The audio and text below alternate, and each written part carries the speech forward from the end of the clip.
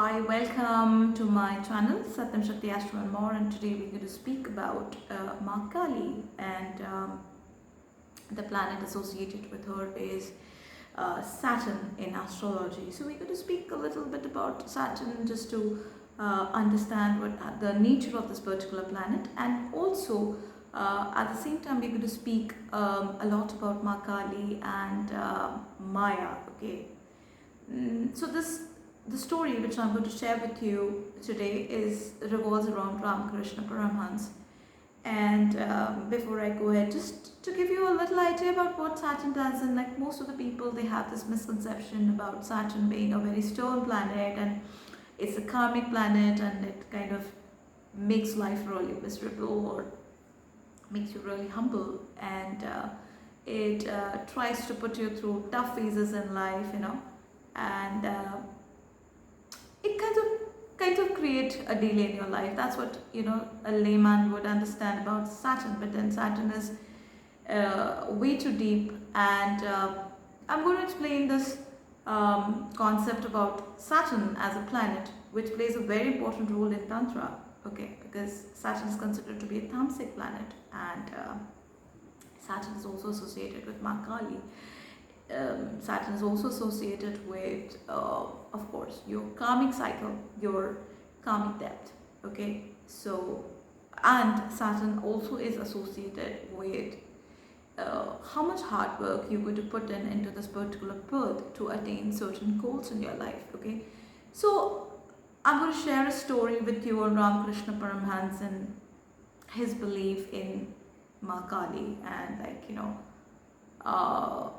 how it took him to heights, and he became a very spiritually high energy, and he was even able to, they say that he was able to even take away the karmic debts of people. He was able to cure people, he was able to take away their the karma from their bodies, right? A lot of people, they ask about Ramakrishna Paramhansa's last days as well, but we'll come to that point later. But and here and on this particular video, we're going to share more about Mahakali and his belief in Mahakali. Okay, so the story goes like this: that when Totapuri is his guru, he explained that he has to shun Maya, he has to see Mahakali as a Nirguna Swarupa, okay, to be able to invoke the spiritual Kundalini Shakti in his body, and to be able to be one with Brahman. Okay, and Ramakrishna Paramhansa actually got into Tantrism because Totapuri was a purely Advaita Vedanta practitioner. So he believed that Ramakrishna Paramhansa is creating a boundary around him. He's creating he's preventing himself from recognizing the Nirguna Swarup of the feminine divinity, and hence he asked him to stop and shun Maya, basically. But then Ramakrishna Paramhansa was fully aware, because he was a very fully aware soul, and he was very aware, unlike his guru probably, that this world is actually an illusionary, appearance. This world appears illusionary to everybody. We all know we are living in the world of Maya. But instead of slighting Maya, okay, shunning Maya like an orthodox monist, would do, he acknowledged this Maya. Okay, he acknowledged this Maya as something which is very relevant and which is very much needed in this world. He referred this Maya as his love. He referred this Maya as a perceiving, mysterious energy. Okay, it was a majestic expression of reality. But when you realize, when you know that you are living in an illusionary world, is when you actually understand the relative nature of the reality, right? You try to achieve the reality. So you have to embrace that Maya that you're living in, and hence he also did that. Okay, to him Maya was about God. For him everything was God. Okay, it was for him this Maya Shakti, or this divinity or feminine, divine feminine energy, was nothing but a part of Brahman, it was the face of Brahman. Okay, he had realized that the heights of the transcendental energy he found below or above him, under the mysterious garb of like the names and forms, was Mahakali for him, right? And for him, this garb was like a perfectly transparent sheet through which he recognized the glory of the divine immanence. Okay, Maya was like the weaver of that garb. Okay, it's the divine mother. She's the divine mother. She's Prakriti. She's the one who has created him, and she is the primordial divine energy, the Shakti, that actually cannot be distinguished from the Supreme Brahman, because she is a part of the Brahman, right? She is a Brahman that has the power of burning the distinguished from the fire. That is the power of Mahakali. Okay. So when I speak about Mahakali, you can also relate Mahakali with Saturn's energy. You can understand what Saturn does. It basically shuns the Maya in a different way by making you accept who you really are. It makes you accept the truth. You just start accepting yourself the way you are. Okay.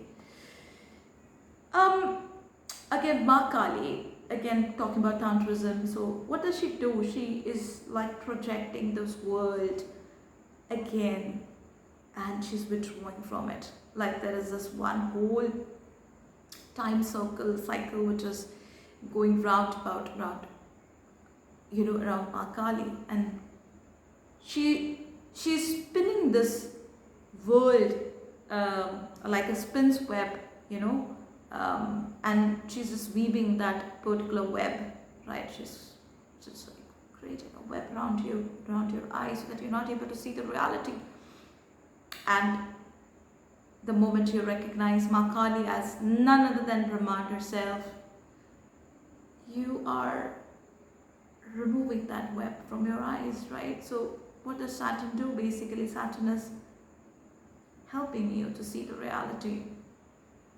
It helps you in realizing that everything in this world is a non-duality, right? There's nothing God is right or wrong. We'll come to that though. So she is the mother basically of the universe, and she's identical to the Brahman of Vedanta, as they rightly mentioned, and with the Atman of yoga, right?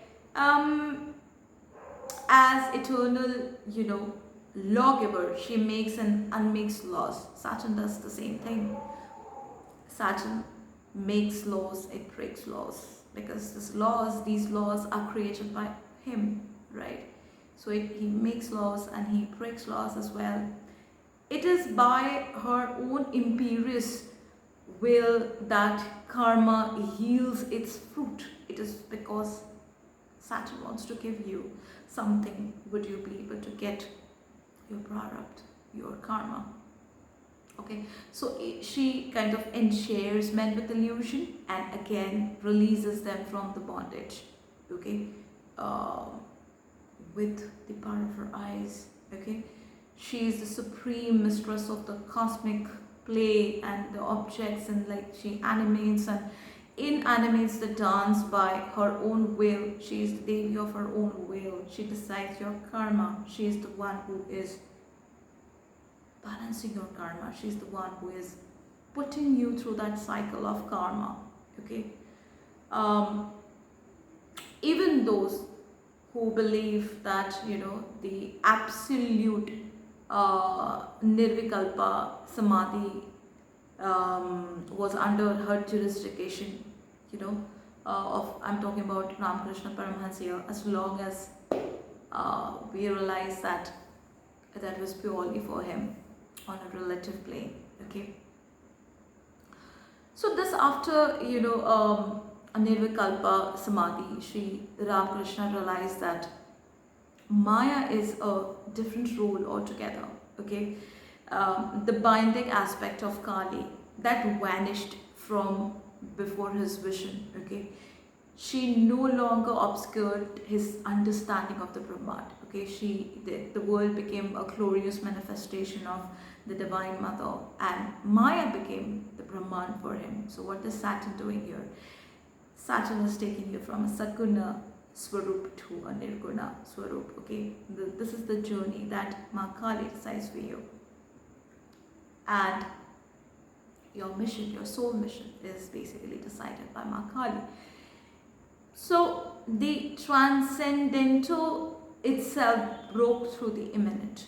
Okay, Sri Ramakrishna Paramhansa was discovered that Maya, it operates in the relative world in two ways. Okay, now let me be very clear here. Okay, so Maya works in two ways. One is avidmaya and the other is vidmaya. So avidmaya means what? Avidmaya represents the dark forces of creation, the sensuous desires, the evil passions, the greed, the lust, the cruelty. It actually is sustaining the whole system, right, on the lower planes. It is responsible for the round of man's birth and death. It must be fought and vanquished, right? And on the other hand, if you look at Vidmaya, it elevates a man to the higher plane, right?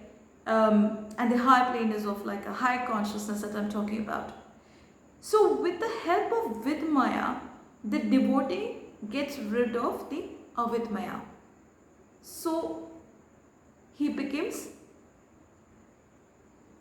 Mayatita, that is free of Maya, basically.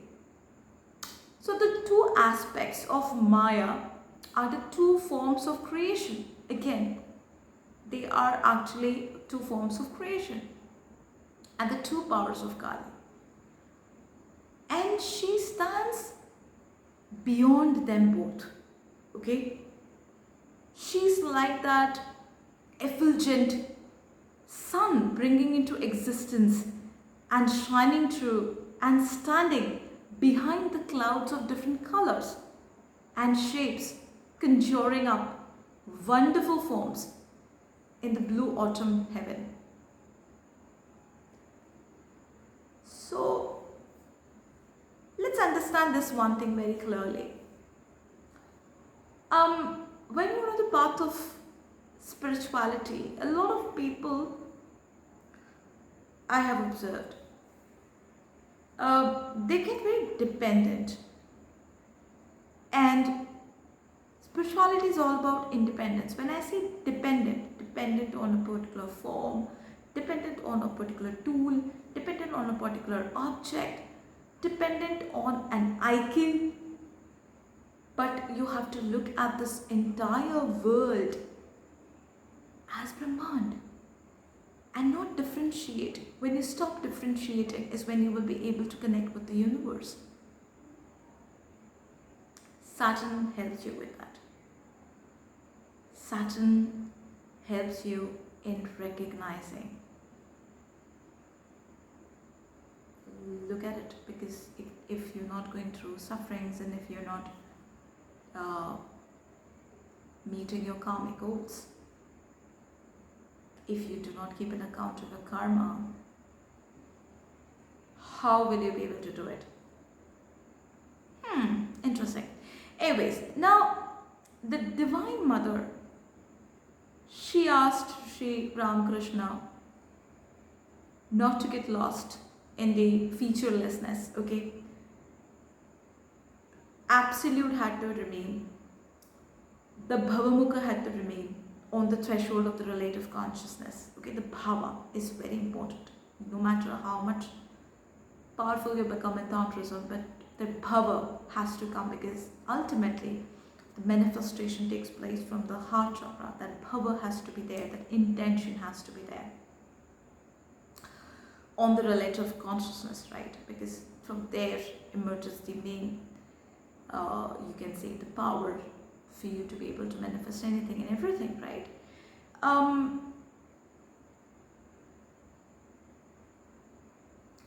I think that becomes the borderline between the absolute and the relative when you realize this, when you understand and differentiate. But ultimately, do not differentiate. You will look at it as something which is a part of the universe. The relative is also a part of the universe. The absolute is also a part of the universe. Maya is also universe. And when you're shunning the Maya and getting into that reality is also the universe. So everything is universe. You look at Maya also as a universe, right? So that's exactly what it did. He was to keep himself at the sixth center of Tantra, from which he could not only just see the glory of the seventh, but also the divine manifestation of the Kundalini in the lower chakras. This was Ramakrishna Paramhansa. This was Ramakrishna Paramhansa. Wow.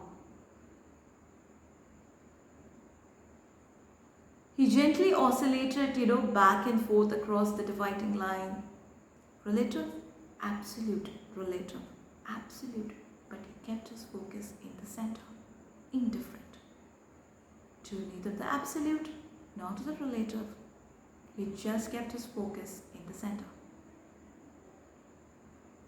And ecstatic devotion, right, to the Divine Mother alternated with a serene absorption in the ocean of absolute unity. He thus bridged the guilt between the personal and the impersonal, immanent and the transcendental aspects of reality. This is the unique experience in the recorded spiritual history of the world. So, somebody who was in the Maya, but growing out of that Maya, not getting deterred by Maya, is Saturn, is your calming the side out. So, what did Ramakrishna Paramhansa do? Ramakrishna Paramhansa went into self-introspection, self-realization. When you get a lot of knowledge from multiple people, borrowed knowledge, what you analyze out of that borrowed knowledge from people is your own understanding.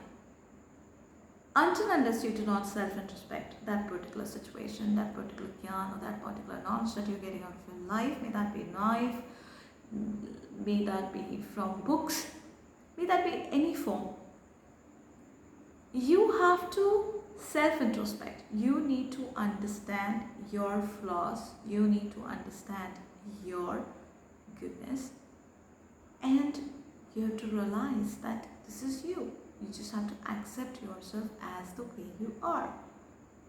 This is how Saturn works. So Saturn helps you in self-introspection, just like Mahakal makes you self-introspect yourself. Coming to the Tantric side of Mahakal, there are Ashtakalis, and in this particular video I would not be covering the Tantric aspect of Mahakal. Just wanted to introduce Mahakal to you and her relationship with Ramakrishna Paramhansa and how he looked at Mahakal at the later stage of his life. Okay, but I am going to come back and explain about Ashtakali and Tantrism, how they are interconnected and related, and again how you can invoke her energies and power either in the form of Bhakti, which is Dakshina side, or from the Tantric side, which is the core Kali. And I'm going to come back again with more videos. There has been a demand on videos around Mahakamakya. I think people have a lot of misconception about Mahakamakya, so I really need to come up with that video. Anyway, so just stay tuned with me, and if you really like my video, do share it with your friends and your families. I need your support on this. Here what I'm trying to do is I'm just trying to share the divine wisdom with you all.